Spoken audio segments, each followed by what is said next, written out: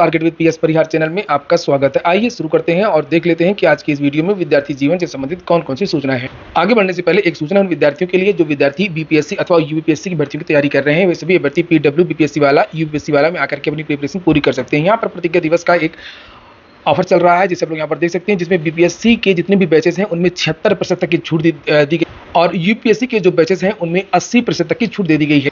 PW BPSC वाला UPSC वाला अपने रिकॉर्ड सिलेक्शन देने के लिए जाना जाता है और यहाँ पर आपको वो सारी चीज़ें मिलती हैं जो प्रिपरेशन करने के लिए आवश्यक होती हैं। लाइव क्लासेस मिलता है, रिकॉर्डेड वीडियोस मिलते हैं, डेली क्लास नोट भी यहाँ पर मिलता है, करंट अफेयर्स भी कंप्लीट करवाया जाता है और साथ में PYQ एनालिसिस और डाउट क्लियरिंग सेशन। अगर कोई भी डाउट हो तो आप लोग किसी भी समय क्लियर कर सकते हैं। अगर हम देखें कि यहाँ पर कौन से बैचेस चल रहे हैं तो 17वीं बीपीएससी के लिए यहाँ पर एक यूनिटी इंटीग्रेटेड बैच जिसे आप लोग यहाँ पर देख सकते हैं प्रीलिम्स और मेंस और एसए के लिए, जिसकी फीस मात्र 2,999 रुपये रखी गई है।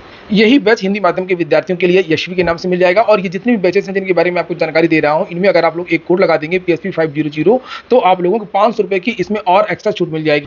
और अगर आप लोग केवल प्रीलिम्स की तैयारी करना चाहते हैं तो उन विद्यार्थियों के लिए आक्रोश के नाम से बैच है जिसकी कीमत तो केवल 1499 रुपए ही। हिंदी माध्यम के विद्यार्थियों के लिए यही बैच ऊर्जा के नाम से स्टार्ट हो रहा है और जो विद्यार्थी यूपी पीसीएस की तैयारी कर रहे हैं उन विद्यार्थियों के लिए एक बैच है संयुक्त 2.0 जिसमें पीसीएस प्री और आरओ प्री की जो तैयारी वो एक साथ करवाई जा रही है, जिसकी फीस भी 1499 रुपए ही है। इसमें भी आप लोग कूपन कोड का प्रयोग कर सकते हैं PSP500 तो आप लोगों को 500 रुपए की और छूट मिल जाएगी।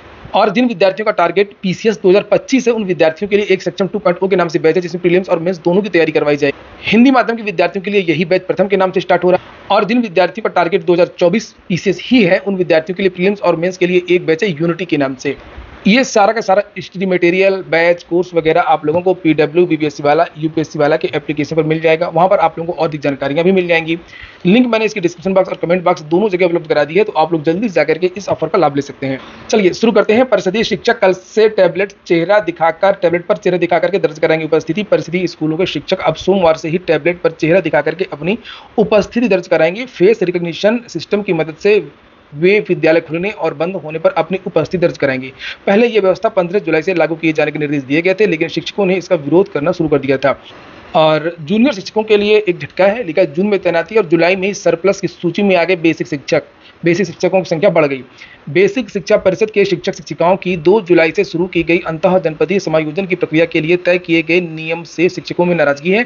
उन्होंने नाराजगी के कई कारण गिनाए हैं। एक तो यह कि जून में तैनाती पाए 12,460 सहायक अध्यापक भर्ती के करीब 5,000 शिक्षकों में से अधिकांश जुलाई में ही सरप्लस की सूची में आ गए हैं। इसी तरह पारस्परिक अंतः जनपदीय एवं अंतर जनपदीय स्थानांतरण पाए कई शिक्षक भी सरप्लस की सूची में आ गए हैं। विद्यालय आवंटन पर प्रश्न उठाए हैं कि अधिक शिक्षकों वाले विद्यालय में तैनाती क्यों दी गई है, जहां पर अधिक शिक्षक है वहां पर इनकी तैनाती क्यों दी गई है। समझ में नहीं आता है इनका पूरा प्रोग्राम क्या है और ये कैसे अध्यापक बढ़ते चले जा रहे हैं, यानी कि जो विद्यालय है या तो वो कम हो रहे हैं या पर वहाँ पर विद्यार्थियों की जो संख्या वो कम हो रही है।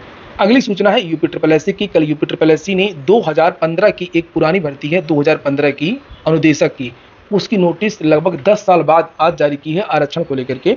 और लिखा है अनुदेशक के 559 पदों पर भर्ती के लिए नए सिरे से 36 आरक्षण तय किए गए हैं। उत्तर प्रदेश विधान सेवा चयन आयोग ने प्रशिक्षण एवं सेवा योजन विभाग में अनुदेशक के 559 पदों पर भर्ती के लिए अब 36 आरक्षण, जिसमें भूतपूर्व सैनिक, दिव्यांगजन, स्वतंत्रता संग्राम सेनानी इत्यादि शामिल है, उसे ट्रेड के अनुसार तय किया गया है। नेशनल ट्रेड सर्टिफिकेट व नेशनल अप्रेंटिसशिप सर्टिफिकेट की ओर से तय की गई अर्हता के अनुसार डिग्री व डिप्लोमा को भी इसमें जोड़ा गया है। वर्ष 2015-16 में विज्ञापित इन पदों का नए सिरे से 36 आरक्षण तय कर दिया गया है। अब जल्द ही अभ्यर्थियों को इंटरव्यू के लिए बुलाया जाएगा। वाह, 10 साल लग गए यूपी SSS को, 10 साल लग गए इंटरव्यू के लिए नोटिस जारी करने को लेकर के और आरक्षण को क्लियर करने में। ये देखिए यहाँ पर लिखा भी है वर्ष 2015-16 में विज्ञापित इन पदों का नए सिरे से 36 आरक्षण तय किया गया। 2015-16 की भर्ती है, भगवान ही मालिक है यूपी SSS का। अगली जो सूचना है वो 5 घंटे पहले तय होगा किस प्रश्न पत्र से होगी परीक्षा। लोक सेवा आयोग बहुत सारे बदलाव कर रहा है पेपर लीक को रोकने के लिए और लिखा प्रतियोगी परीक्षा में पेपर लीक होने से रोकने के लिए किया गया फैसला। रोज समाचार पत्रों के माध्यम से नई जानकारियां दी जा रही हैं। भर्ती परीक्षा में पेपर लीक की आशंका को खत्म करने के लिए कई महत्वपूर्ण उपाय किए गए हैं। भर्ती परीक्षा के लिए प्रश्न पत्र 2 या इससे अधिक सेट में तैयार होंगे। 2 या 3 सेट के पेपर छपेंगे जैसे यूपी बोर्ड में होता है और ये बाद में पता चलेगा कि कौन सा पेपर बांटना है, कौन सा रख लेना है। अगर कोई पेपर की जानकारी मिल गई पहले कि ये आउट हो गया है या पेपर लीक हो गया तो फिर दूसरा बांट दिया जाएगा तुरंत। लिखा है अब जो भी परीक्षाएं होने वाली हैं लोक सेवा आयोग की आरओ एआरओ पीसीएस वगैरह लेकर जुलाई से दिसंबर के बीच में होने वाली 12 भर्ती परीक्षाओं में उत्तर प्रदेश लोक सेवा आयोग अब इसी पैटर्न को अपनाएगा। प्रश्न पत्र छपाई के लिए शासन द्वारा निर्धारित कड़े मानकों के आधार पर एजेंसी और प्रिंटिंग प्रेस का चयन होगा। शासन द्वारा दिए गए दिशा निर्देशों के आधार पर उत्तर प्रदेश लोक सेवा आयोग 2 या 2 से अधिक प्रश्न पत्रों के सेट तैयार करेगा। हर सेट अलग अलग प्रिंटिंग प्रेस में छपवाए जाएंगे। शासन के दिशा निर्देशों के अनुसार आयोग ने प्रश्न पत्रों की सुरक्षा को लेकर के कड़े इंतजाम किए हैं और प्रयोग के तौर पर अपर निजी सचिव और सहायक नगर नियोजन जैसी भर्ती छोटी परीक्षाओं में भी इसका प्रयोग पहले ही शुरू कर दिया है। इन इंतजामों की असली परीक्षा समीक्षा अधिकारी और सहायक समीक्षा अधिकारी भर्ती परीक्षा तथा पीसीएस की प्रारंभिक परीक्षा में होगी। और आपको बता दूं कि आप लोगों ने वीडियो तो लाइक नहीं किया होगा, भूल जाते हैं, सीधे देखते रहते हैं, तो वीडियो को लाइक करने में क्या समस्या है, वीडियो को लाइक तो कर ही दिया करिए। दोनों परीक्षा वर्ष के आखिरी महीने में होनी है। ऐसे में आयोग के पास पुख्ता तैयारी करने के लिए अभी काफी वक्त बचा हुआ है। परीक्षा को लेकर के शासन द्वारा जारी शासनादेश को आयोग पूर्व में ही स्वीकार कर चुका है और इसी आधार पर नए स्टैंडर्ड ऑपरेशन प्रोसीजर यानी एसओपी को बना चुका है। और यहाँ पर लिखा है QR कोड में छुपी होगी प्रश्न पत्र की पूरी कुंडली। प्रश्न पत्र की सुरक्षा के लिए आयोग प्रश्न पत्र पर गोपनीय सुरक्षा चिन्ह अंकित करेगा। इसे unique serial number, unique bar code और यूनिक QR कोड शामिल है। इसमें प्रश्न पत्र की पूरी कुंडली होगी। प्रश्न पत्र कब छपा, किस प्रिंटिंग प्रेस में छपा, ये सारी जानकारी सक्षम अधिकारी तत्काल पता लगा लेंगे। बदलावों को लेकर के और भी बहुत सारी जानकारियां दी गई हैं, जैसे कई लेयर वाले डिजिटल लॉकर में रखे जाएंगे। परीक्षा प्रक्रिया की होगी लाइव स्ट्रीमिंग। आयोग के पास होगा डिजिटल लॉक कोड। लिखा है अब कोई पेंच निकाल करके पेपर नहीं निकाल पाएगा। हर अभ्यर्थी को मिलेगा सील बंद पैकेट में प्रश्न पत्र। कोई बड़ी बात नहीं है, ये जो चीजें लिखी हैं ये सभी परीक्षा में होता है। बीएड वगैरह में भी यही होता है, पॉलिथीन के पैकेट में बंद रहता है पेपर। यूपीपीएससी ने लिया महत्वपूर्ण निर्णय, अपने हाथ से खोलेंगे छात्र पैकेट। अन्य आयोगों की भर्तियों में भी इस नई व्यवस्था को लागू करने की तैयारी। उत्तर प्रदेश लोक सेवा आयोग की भर्ती परीक्षाओं में प्रश्न पत्रों की सुरक्षा को लेकर के एक महत्वपूर्ण बदलाव किया गया है। आयोग की सभी परीक्षाओं में अब हर अभ्यर्थी को सील बंद पैकेट में प्रश्न पत्र दिए जाएंगे और अभ्यर्थी सील बंद पैकेट को अपने हाथों से खोलेंगे। पीसीएस डे को लेकर के भी सूचना है। जब से विद्यार्थियों को ये पता चला कि 50 छात्रों की कापियां बदल गई हैं अंग्रेजी की, तब से विद्यार्थियों की संख्या बढ़ने लगी। पहले वहां पर ज्यादा विद्यार्थी नहीं जा रहे थे कॉपी देखने। लिखा है 5 जुलाई को जहां एक दिन में सबसे अधिक 41 अभ्यर्थी अपनी कापियां देखने पहुंचे, वहीं 6 जुलाई को 39 अभ्यर्थियों ने आयोग पहुंच करके अपनी कापियों का अवलोकन किया। इस तरह अब 409 अभ्यर्थी अपनी कापियां देखने के लिए उत्तर प्रदेश लोक सेवा पहुंच चुके हैं। परीक्षा में 50 अभ्यर्थी कापी अदला बदली का मामला सामने आने के बाद कॉपियों को देखने वाले अभ्यर्थियों की संख्या बढ़ने लगी है। 30 जुलाई तक कापियां दिखाई जाएंगी। सीटेट का आज एग्जाम है, सभी छात्रों को बहुत बहुत शुभकामनाएं। और उसको लेकर के भी आज के समाचार पत्रों में सूचना है कि सीटेट परीक्षा के लिए चलेंगी 3 स्पेशल ट्रेनें।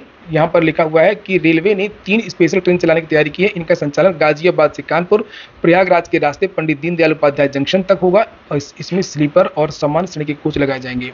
3 ट्रेनों के बारे में बताया गया, कौन सी ट्रेन कितने बजे कहां से चलेगी। तो लिखा पहली स्पेशल ट्रेन संख्या 04064 शनिवार को गाजियाबाद से पंडित दीनदयाल उपाध्याय जंक्शन के लिए शाम को 6 बजे चलेगी, शनिवार को कल। दूसरी स्पेशल ट्रेन संख्या 04066 गाजियाबाद से रविवार की शाम 4:30 बजे तक चलेगी, जबकि तीसरी स्पेशल ट्रेन 04048 गाजियाबाद से रविवार को रात 8:30 बजे चलेगी। इन तीनों ट्रेनों का अलीगढ़, इटावा, कानपुर सेंट्रल, प्रयागराज और मिर्जापुर स्टेशन पर 2-2 मिनट का ठहराव हो। तो देख लीजिए आप लोग। अपने सीटेट में जांच अच्छी खासी होती है, इसलिए बेल्ट और वॉलेट, इलेक्ट्रॉनिक डिवाइस, घड़ी वगैरह कुछ भी आपको लेकर के नहीं जाना है। अपना आप लोग एडमिट कार्ड ले लीजिए और अपनी आईडी एक अपने पास रखिए, पैन कार्ड, पासपोर्ट, आधार वगैरह कुछ भी।